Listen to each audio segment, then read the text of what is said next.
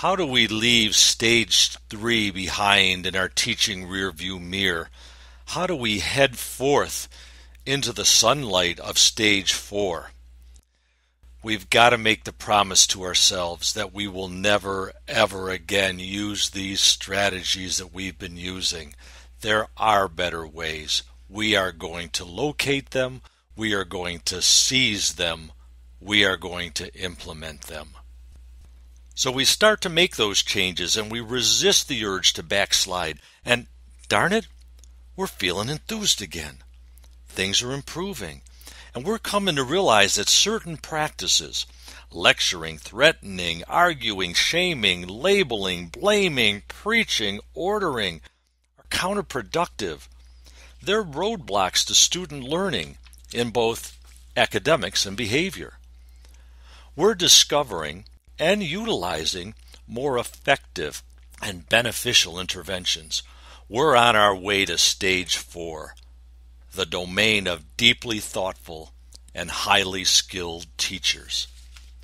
We find ourselves pushing open those massive oaken doors that have kept us from ascending the marble staircase with the gilded rail to that vast inner sanctum that contains the hermetically sealed vault of the benevolent brother-sisterhood of better behavior builders, the 2BS 3B. This broadcast is meant to help you locate and enter the temple where we can pay homage to the great master teachers and model our professional lives after them, their positive and effective behavior management practices.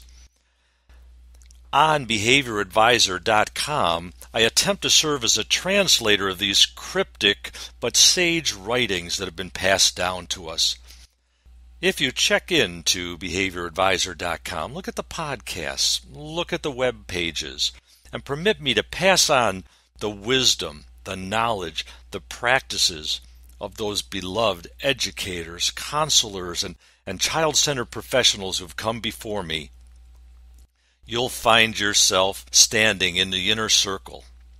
I'll be there to welcome you with the secret handshake and share with you the magic incantations that'll dissipate all your aberrant actions in the classroom. Now, you won't be asked to take a vow of silence or a vow of chastity like me. Just ask your professors. All PhDs in the area of emotional and behavioral disorders have to take that vow. Just don't ask me to explain my 2 daughters. But rather than a vow of silence, we're going to ask that you run to the ramparts of the educational castle and shout out what you have learned.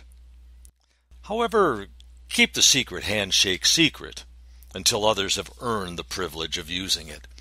Sometimes wonder what that handshake would look like.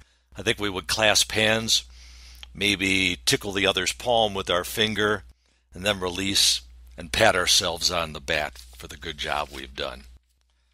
Probably our only regret that we'll have in stage 4 is that we wish we had started our professional ascension to the inner sanctum a bit earlier in our career.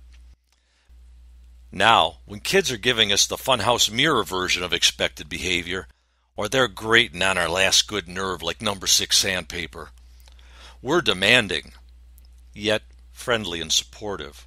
We're firm, yet we're fair. And we never do anything we wouldn't want done to us. Sort of the inside-out version of the golden rule. Never do anything that would cause you to file a union grievance if your supervisor did it to you. We're no longer ashamed and defensive about our disciplinary actions. We're rightfully proud of ourselves. We can pat ourselves on the back, and then we can consider moving to stage 5. Stage 5?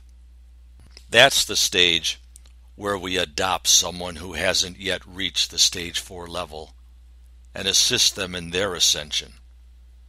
And we're familiar with each and every one of the 10 demandments. The 10 what? The 10 demandments. Now let's cite them together in a choral response. Number 1, thou shalt do what is in whose best interest? Yes, the young human, our young learners. while we're still looking out for number one and avoiding stepping in number two, we keep the best interests of our kids in our heart. Number two, thou shalt seek what instead of finding blame and fault? Yes, we will seek the desired outcome, the desirable behavior. We will seek a solution that resolves the problem rather than merely complaining about it. Number three, thou shalt model some kind of behavior that starts with an A. Aberrant, abrupt, antagonistic. No, we want to model the behavior that is appropriate, the behavior we would like to see in our students. Thou shalt use the least or most restrictive intervention possible. Well, if we've moved out of stage 3, we're thinking about how do we use a small convincer? How do we get the youngster to realize the error of his or her ways, while trying to lure that youngster into showing the appropriate behavior? Instead of saying, if you do the wrong thing, you will get this punishment, we rephrase it as to, you need to do this to avoid the punishment. Identifying what the youngster should be doing versus making the suggestive, don't do this. Kids hear the action word. See the web page on behavioradvisor.com regarding the phrasing of our comments for more information. Number 5, thou shalt form productive and positive something with thy kids. Starts with regurgitation, ruminate. No, thou shalt form positive and productive relationships. We will form trust bonds with our youngsters. Thou shalt instill an emotion starting with H, a female's name. Yes, thou shalt instill hope of progress and success. Kids need to believe that they can do it. They need to know their teacher believes in them, so they keep the hope alive. Thou shalt catch kids being good, and say encouraging or discouraging things. Encouraging things. I believe in you, I believe in you, I believe in you. I know you can do it, and if you struggle, I'm there to help you.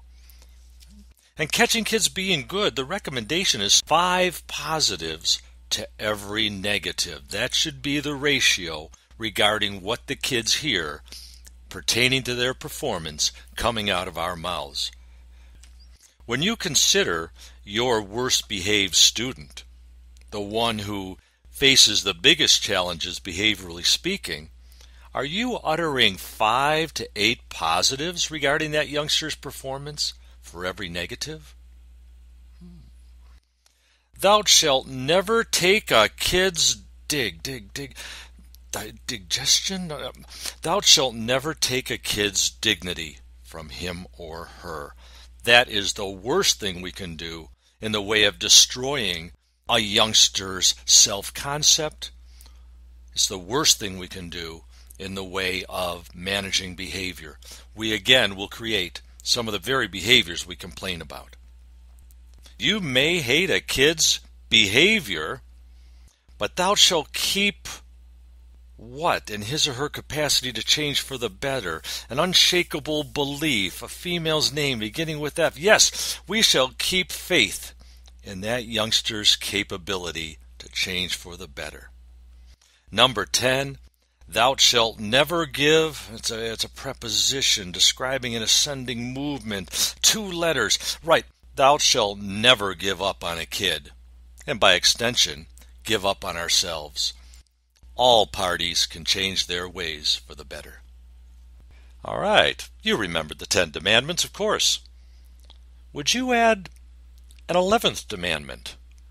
What else would you add to this list of master teacher traits? Thank you for joining me at yet another series of podcasts found at behavioradvisor.com. I hope you'll join me again in the future.